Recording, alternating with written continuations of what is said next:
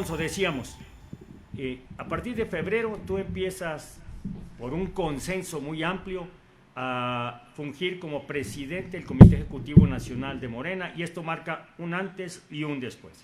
Veniste a Chihuahua el 1 de marzo y tu capacidad de convocatoria fue extraordinaria.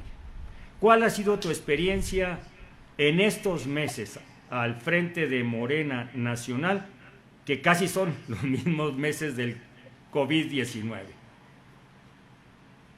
Pues sí, lo que estábamos buscando era unificar el partido, estaba sumamente fragmentado. Afortunadamente, yo tuve la posibilidad de encontrar pues una buena recepción absolutamente primero con todos los congresistas que nos reunimos el 26 de enero en la Ciudad de México. Fue un congreso que agrupó prácticamente a todos aquellos que pues son fundadores del partido, los mismos que habían electo en un momento a Andrés Manuel como presidente de Morena, y afortunadamente pues fue una decisión unánime para que yo fuera el presidente del Comité Ejecutivo Nacional, y tengo pues una relación excelente, un trato permanente con los gobernadores que han salido de nuestro partido, y prácticamente con todos los liderazgos. Son reuniones que mantengo de manera cotidiana. Entonces, pues esto ha facilitado las cosas para meter a Morena en otra dinámica. Principalmente, pues reactivamos con mucha fuerza todas las labores de formación política.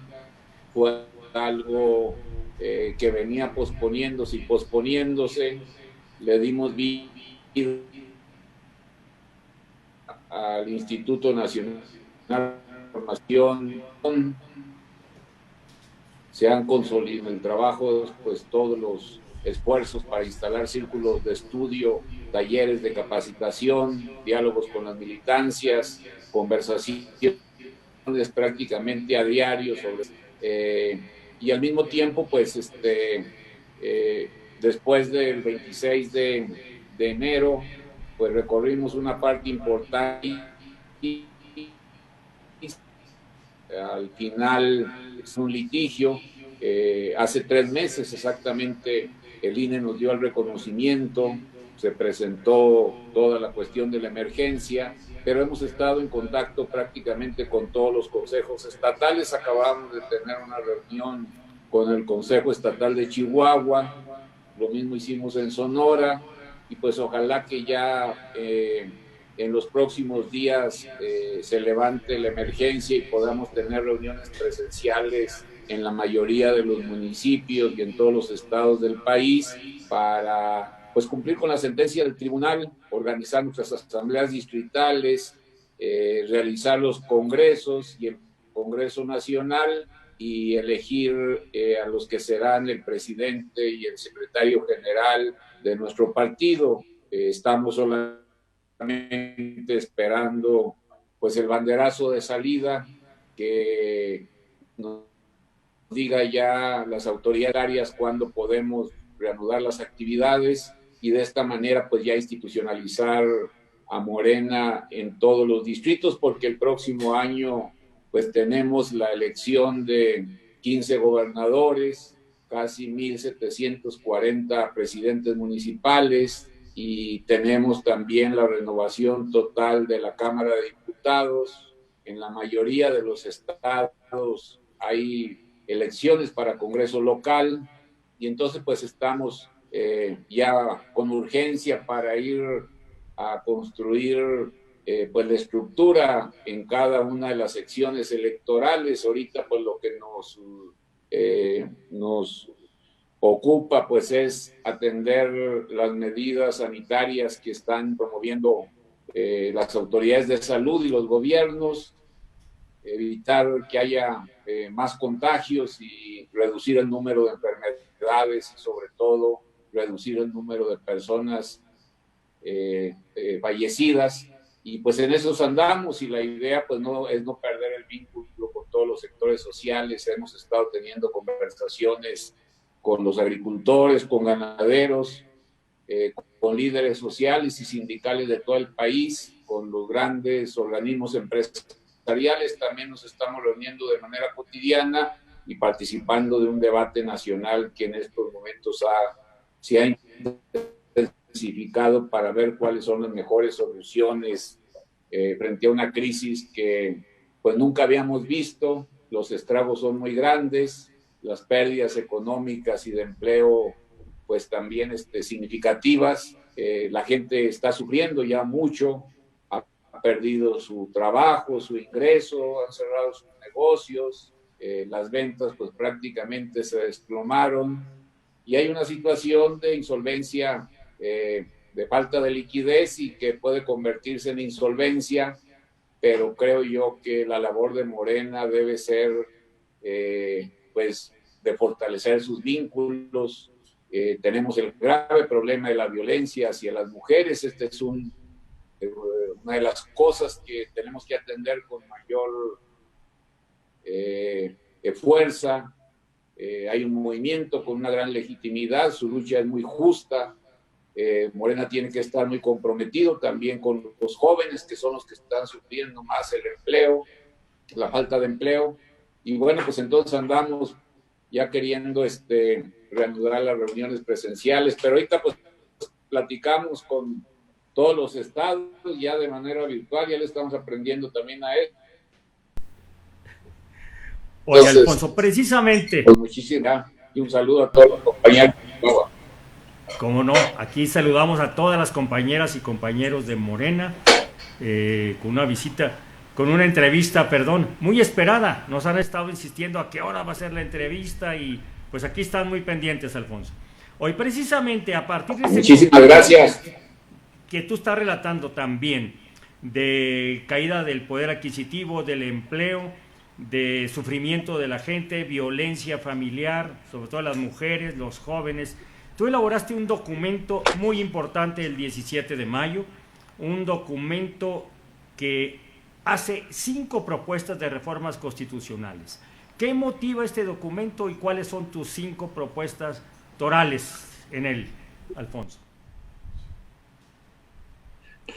Pues yo creo que una de las respuestas que necesitamos todos es cuál va a ser las formas de convivencia que debemos de tener inmediatamente que pase la emergencia sanitaria y la crisis económica que estamos viviendo.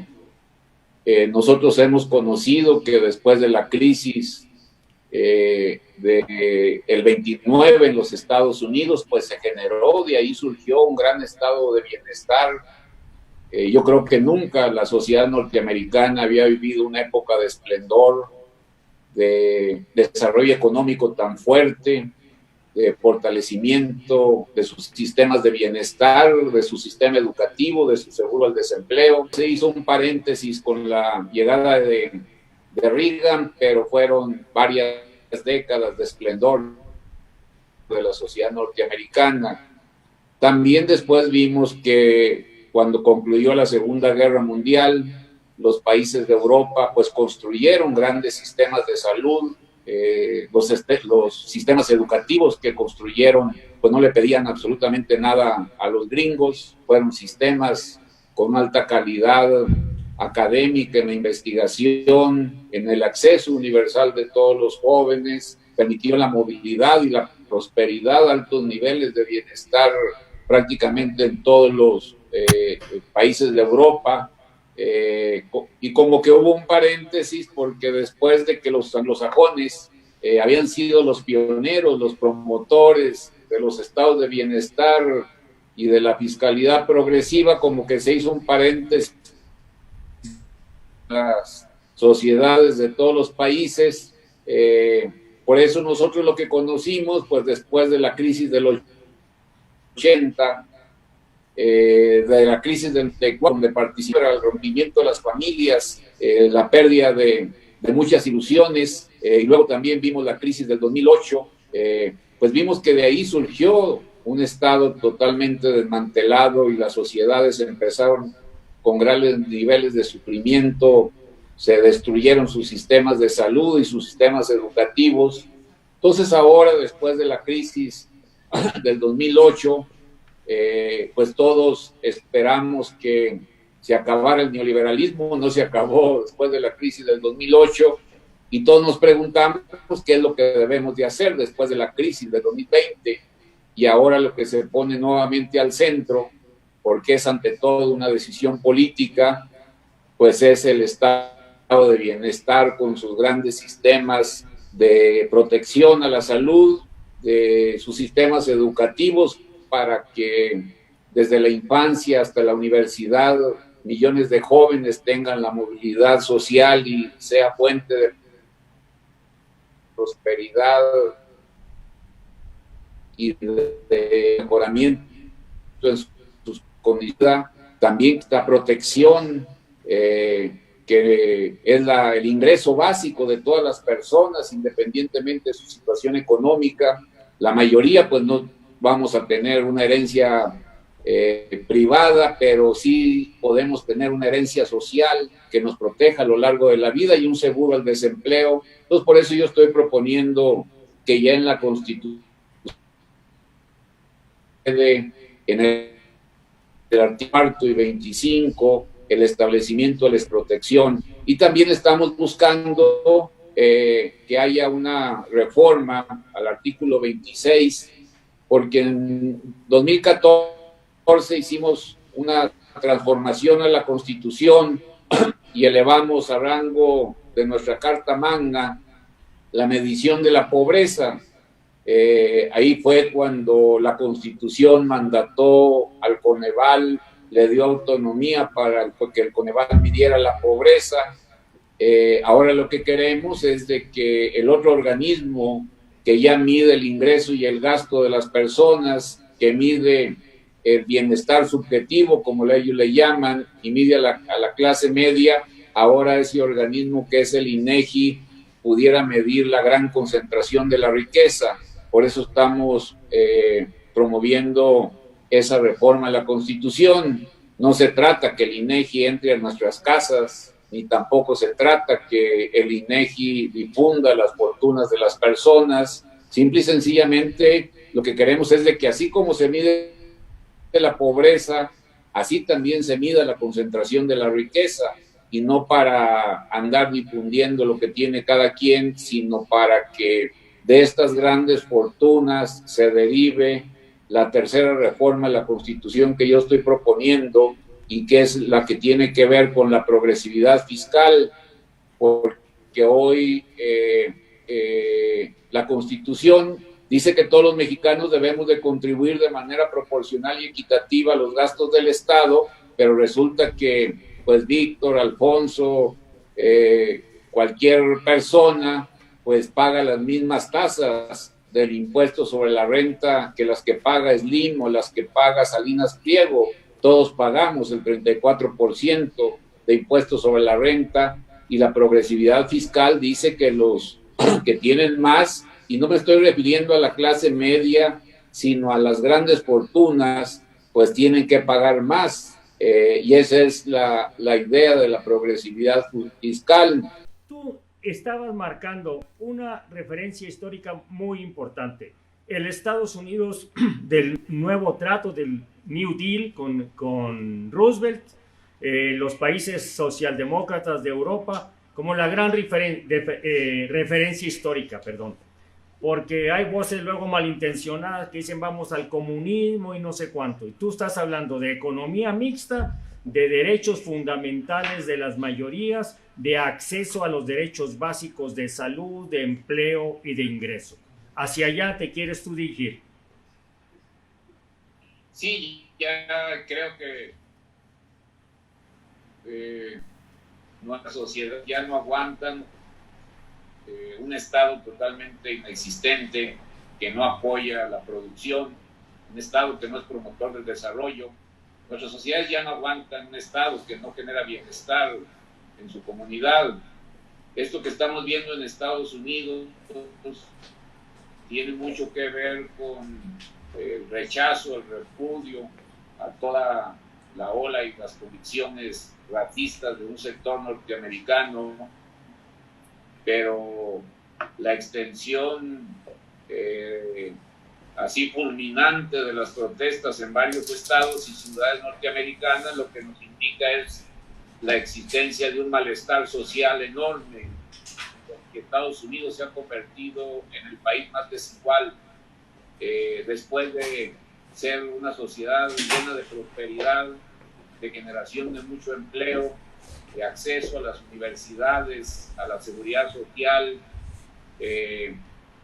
a niveles de bienestar de su clase media, pues prácticamente regresó a como estaba la Europa en el siglo XIX, con niveles de concentración de la riqueza enormes y con una clase media destruida y con un número mayor de pobres. Por eso la desigualdad en estos momentos importa, y así como tenemos una gran pasión para combatir la pobreza, también debemos tener una gran pasión para combatir la desigualdad, porque si no reducimos esta brecha tan enorme, nuestras sociedades se colapsan, se confrontan y se genera un clima de inestabilidad muy fuerte que lo podemos evitar si hacemos estos cambios, porque después de la crisis del 2020, esta que estamos viviendo, no podemos volver a salir con el mismo estado de cosas. Tiene que haber un cambio radical, y este cambio pues está abriendo brecha en todo el mundo, y creo que la máxima expresión lo vimos en Chile hace algunas semanas, hoy lo vemos en los Estados Unidos, con todas estas manifestaciones, encierran un descontento, una inconformidad y un anhelo muy grande porque en su sociedad se viva de manera decente, se respete la dignidad de las personas, se garanticen las libertades, se genere mayor confianza para invertir y sobre todo se fortalezca a las clases medias y a todas las regiones. Entonces vale la pena discutir todos estos temas que no son otra cosa, ni son socialismo, ni comunismo, ni nada por el estilo, sino simple y sencillamente el anhelo de vivir en una sociedad decente. El anhelo de vivir en una sociedad decente, justicia social, se llama tu propuesta, pues. Estabas en la tercera de las propuestas de reforma constitucional, nos falta la de dos más. Otro problema que tenemos es el problema del bienestar de los consumidores. Junto con muchos de ustedes, desde hace tiempo pues hemos levantado una batalla, primero para que existiera el amparo colectivo. Queremos nosotros que en nuestro país, al igual que en Estados Unidos, cuando los consumidores son abusados, se les perjudica, haya una reparación de los daños a través de las acciones de clase o de las acciones colectivas, como ocurre en la Unión Americana y en muchos países de Europa, que es la defensa general del consumidor por el daño que las grandes empresas nos causan. Aquí dimos una lucha, reformamos la Constitución, no hemos logrado todavía tener una legislación lo más completa posible, pero esa es una lucha que emprendimos. Y también la otra lucha que emprendimos fue la lucha contra los monopolios, las prácticas monopólicas. Nosotros hemos sido promotores de las sanciones más fuertes, aquellas empresas que concentran y se apoderan de los mercados y que generan un daño muy fuerte al consumidor, vendiendo los bienes y servicios básicos con sobreprecios que afectan muchísimo a la clase media y a la gente pobre. Estamos hablando, por mencionar los últimos estudios de la Comisión Federal de Competencia expresados en el 2018, como lo que existe en el mercado de la leche, en el mercado de huevo, de pollo, en el mercado de materiales de construcción, principalmente varilla y cemento, en el mercado de transporte, en el mercado de medicamentos, hay una o dos empresas que tienen control monopólico y que prácticamente ellos imponen los precios y a nosotros nos llega con un cobro excedente que daña nuestra economía porque tenemos que dedicar una parte mayor de nuestros ingresos a comprar todos estos bienes y servicios. Todo lo que queremos es de que exista un fortalecimiento de la Comisión Federal de Competencia Económica. Recordemos, nuevamente volvamos a los Estados Unidos, después del siglo XIX, principios del siglo XX, se dio una lucha muy fuerte por regular los monopolios, por desconcentrar las grandes fortunas, entre otros de los Rockefeller, y por permitir pues una mayor competencia. Y aquí en esta lucha pues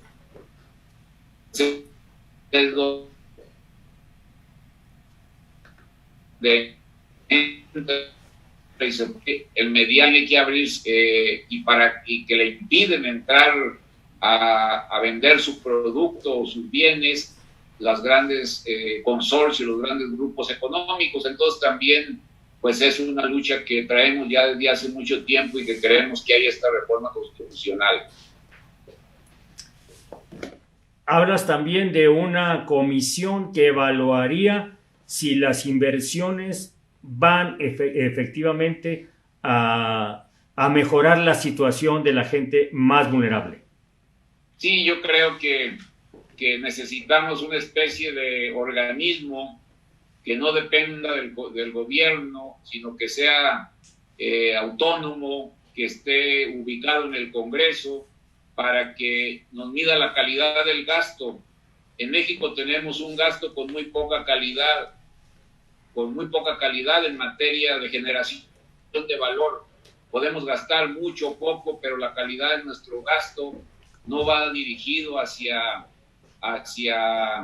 generar mayores inversiones, a generar mayores niveles de bienestar, a generar mayor empleo, a lograr el desarrollo de muchísimas zonas y regiones del país, y no hay una sustentabilidad como quisiéramos que hubiera, porque al final de cuentas, cuando hablamos de un estado de bienestar y cuando hablamos de que todos debemos de tener acceso a un sistema de salud más justo, lleno de calidad, y a un sistema educativo también que dé prosperidad a millones de muchachos, pues todo esto requiere que nuestro Estado sea fiscal y financieramente más fuerte.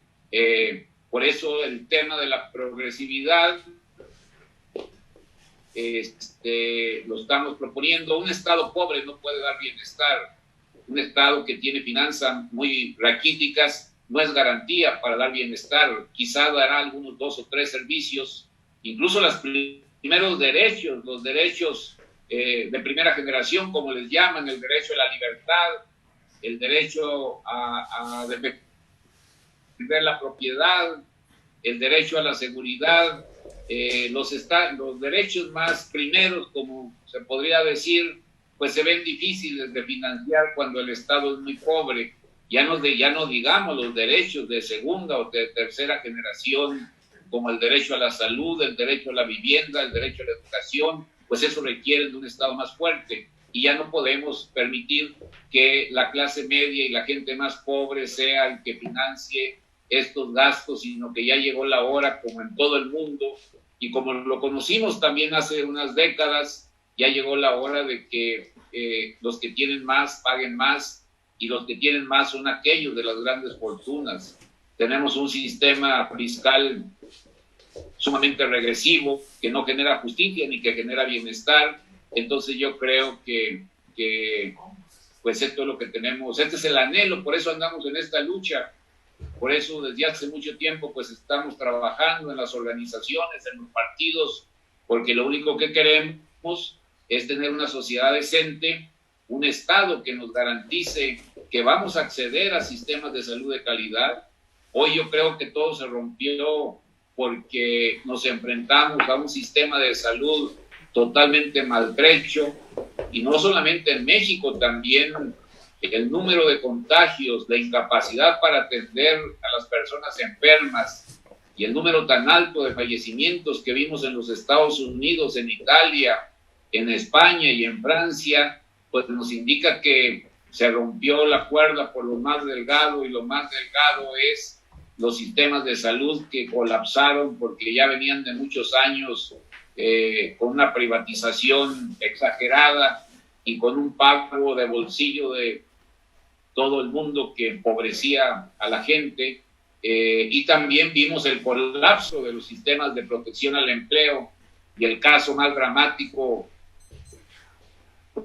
pues es la fragilidad, volviendo a nuestros vecinos del norte, y pues yo creo que esos son lecciones que tenemos que retomar, porque de la crisis del 2020, la salida de la crisis del 2020 no nos puede llevar a la vieja normalidad, donde todo era injusticia, abandono del Estado, y el Estado abandona primero a los más pobres y a la clase media y a todas las regiones de nuestro territorio. Aquí lo que necesitamos es que se vea la mano visible del Estado, de un Estado que nos proteja, y todos los derechos cuestan, y el costo ya no puede seguir sobre la clase media y sobre los más pobres. El costo mayor tiene que ser sobre las grandes fortunas. La progresividad fiscal, por eso, adquiere un mayor relieve en estos momentos. Y creo que ojalá después de la crisis de salud y de estas protestas tan grandes en Estados Unidos,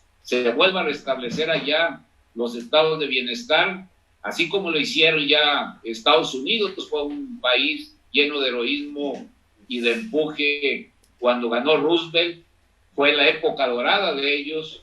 Así después de la Segunda Guerra Mundial, Francia, Inglaterra, Alemania, quizá en menor medida España, pero todos los demás crearon sistemas de bienestar muy, muy fuertes. Entonces, como que nomás entramos a un paréntesis, cuando llega Reagan y llega la Thatcher, y luego enfrentamos la crisis de los 80, y luego la crisis de los 90, y luego la crisis del 2008, y ya no podemos volver a repetir la receta que salió después de esas crisis 2020, 2021, no puede volver a repetir ese tipo de convivencia. Entonces vamos a cazar fantasmas, Alfonso. Lo que queremos es una sociedad decente, donde las clases medias y las clases populares vean sus derechos totalmente cubiertos. La clase media solamente crece y prospera y se hace fuerte cuando hay un estado de bienestar. Cuando no hay estado de bienestar, la clase media se destruye y se destruye. Y la clase pobre se hace más pobre. Aquí es una lucha por tener una clase media muy fuerte, porque tenga muchísima prosperidad, porque sus negocios pequeños y medianos sean lo suficientemente rentables, y cuando la clase media se hace más pobre, es la única que jala para arriba a las clases más desprotegidas. Los grandes millonarios no jalan, no chorrean. Como dice, no se derrama el bienestar con el crecimiento solo de los grandes millonarios. Tiene que ser la clase media el motor y lo único que jala a los sectores populares. Entonces, por eso la época de prosperidad en otros países dio como resultado una clase media muy fuerte y sectores de pobres cada día más inexistentes, porque pues al final de cuentas todo lo que queremos es vivir con dignidad. Qué importante, Alfonso, que nos digas esto. Creo que son definiciones claves en este momento. Esta insistencia en la clase media como factor de movilidad social ascendente hacia arriba, esta insistencia en el estado de bienestar, que tiene que ser un estado fuerte, no autoritario, fuerte fiscalmente. Yo quiero decirles al teleauditorio, Alfonso es antropólogo de formación, pero yo entiendo que en tantos años de lucha en contra de los monopolios, la concentración económica, el despojo de las clases medias y populares por parte de oligopolios y monopolios, pues te fuiste haciendo un economista de facto, hasta que llegas incluso a la presidencia de la Comisión de Presupuesto de la Cámara de Diputados. la que tienes ahorita en licencia. Esto es importantísimo lo que nos dices. Ahora, Alfonso, nos da mucho gusto que un presidente de un partido como Morena hable en estos términos. ¿Cómo ves tú que debe ser la relación del partido que está en el gobierno con el gobierno de la 4T? Pues el partido es una parte, ¿verdad? Y el gobierno debe de gobernar para todos los mexicanos. El gobierno pues tiene un periodo constitucional que son 6 años en nuestro caso, y el partido debe de trascender y debe de postular hasta cierto punto mayores utopías y más ilusiones. Entonces a veces el partido tiene que ser un poco más insistente que el gobierno, y ahora pues creo que lo que sí ya no puede existir es de que los partidos sean simples prolongaciones administrativas de los gobiernos, sino que el partido tiene que estar en movimiento. Morena fue un partido muy grande. Ahora queremos volver a ser de Morena un partido muy grande y muy echado para adelante. Hoy nos preocupa principalmente la situación de violencia, de hostigamiento, de asesinatos de las mujeres. Eso creo que tiene que ser una preocupación mayor.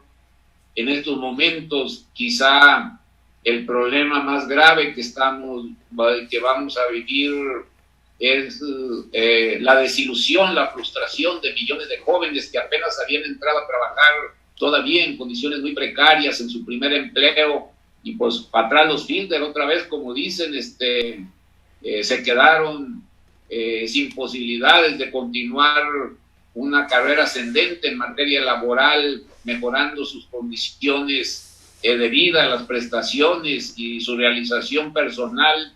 Creo que el problema del desempleo juvenil y sobre todo del desempleo de las mujeres jóvenes va a ser una cicatriz muy grande, una herida muy grande que tenemos que cicatrizar de la mejor manera en este periodo. La pobreza, pues no solamente el millón o el millón y medio de los trabajos que estaban ya registrados en el seguro, sino sobre todo de aquellos trabajadores que estaban en la informalidad, tener la posibilidad de llevar el pan a la mesa de nuestras casas, es perder la oportunidad de llevar un ingreso a nuestras familias. No son cifras duras y frías, sino que es la situación de pobreza, de miseria en la que muchísima gente va a volver a caer. Entonces, pues yo creo que el gobierno de Andrés Manuel pues ha hecho un gran esfuerzo para atender esta emergencia, y creo que en los próximos días tenemos que pues hacer todavía mucho más, porque tenemos que evitar que esto se prolongue todavía con mayor fuerza. Entonces, pues estamos buscando todas las alternativas.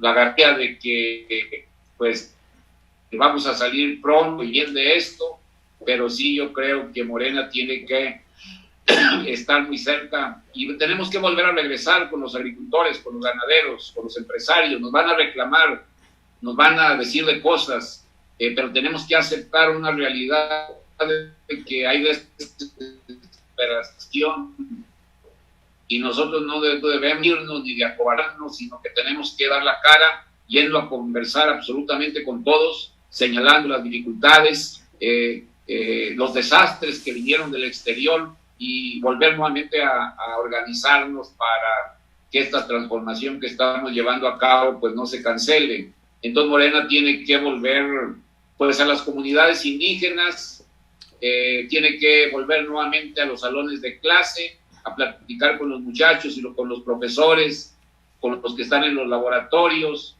en los talleres de investigación.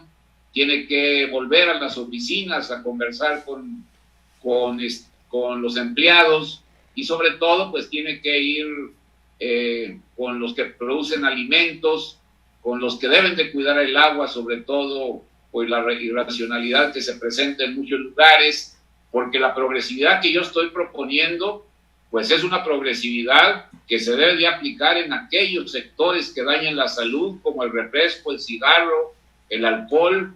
En estos momentos la mayor parte de los enfermos y de las personas muertas es producto del cigarro, del alcohol, del refresco. Por eso yo vengo insistiendo en que hay que poner medidas, porque México ya llegó al lugar vergonzoso de ser el primer país con los altos niveles de obesidad. Ya rebasamos a los gringos cuando menos en el sector de la niñez.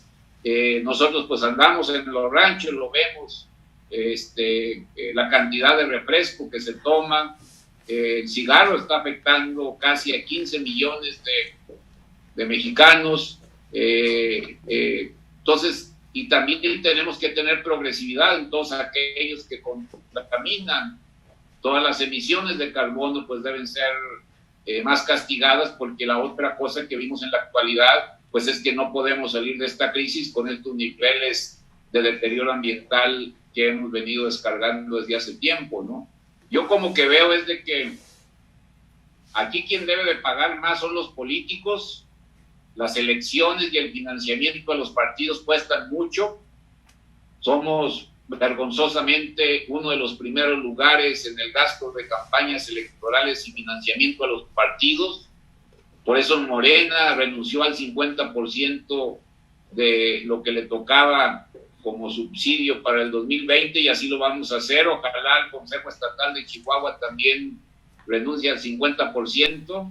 Se hizo una política de austeridad en las cámaras del Congreso. Ojalá y el Congreso del Estado de Chihuahua también reduzca los gastos. Ahí dile de paso a Colunga, que es nuestro coordinador allá, que le meta duro a un programa de austeridad. Todos los políticos tienen que poner más.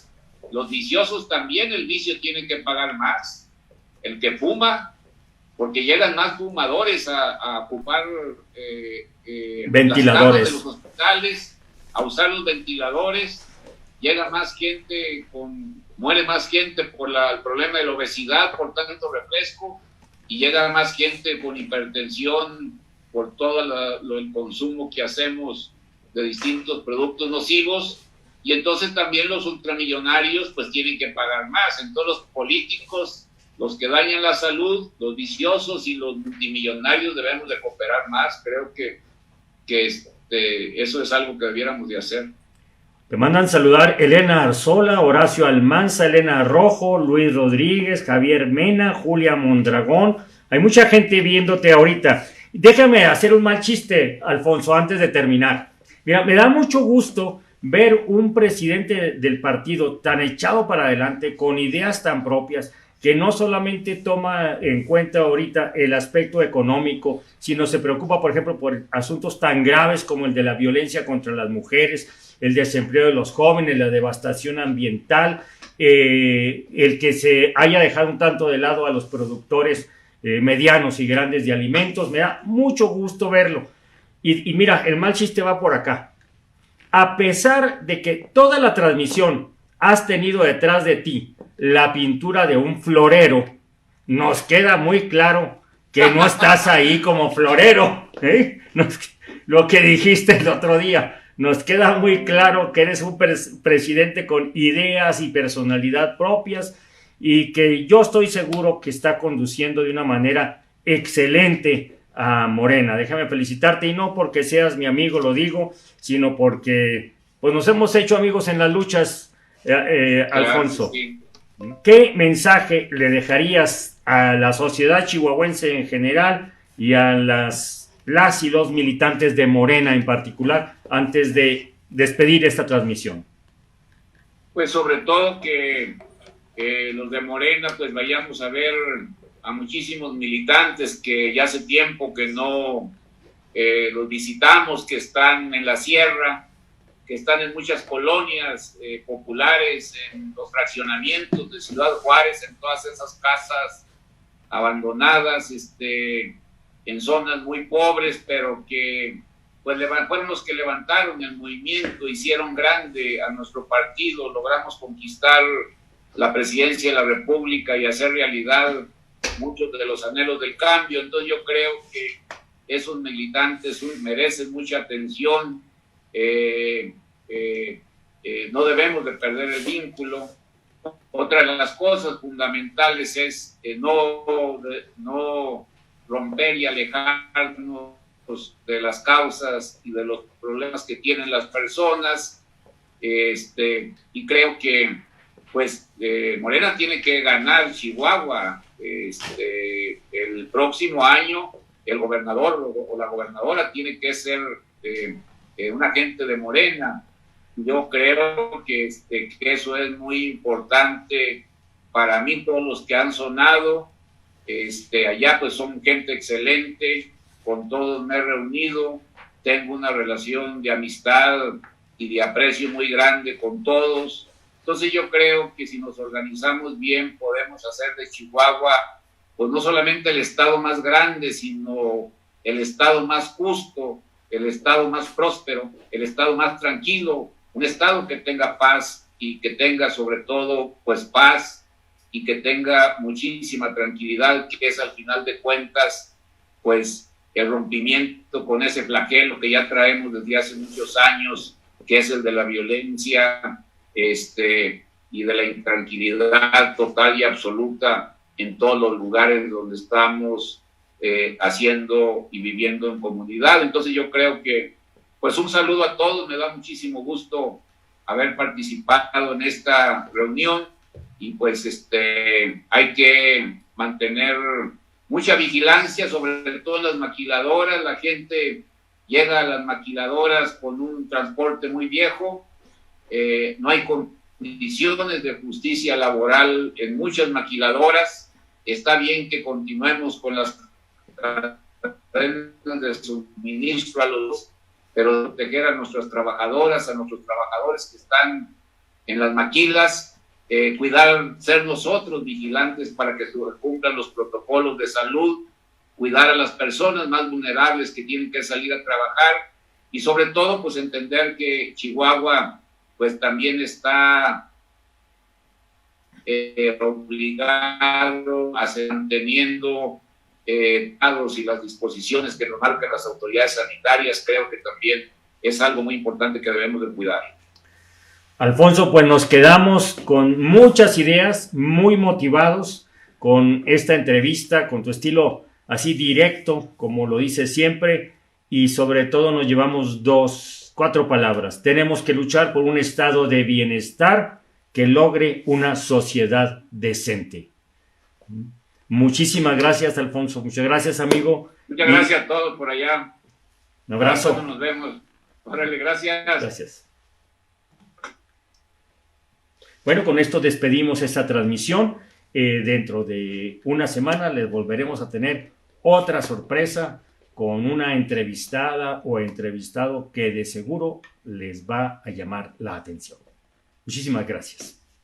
Aquí en Acontecimientos nos vemos el próximo lunes a las 8 de la noche.